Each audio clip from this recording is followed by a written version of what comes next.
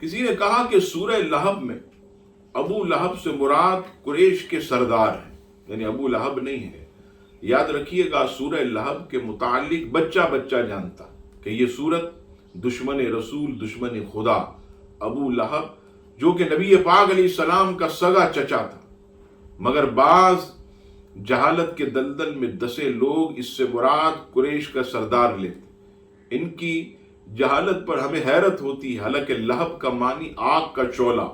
حضرت عبد المطلب کا ایک بیٹا عبد العزیٰ جو کہ بہت ہی گورا اور خوبصورت آدمی تھا، اس کی کنیت ابو لہب۔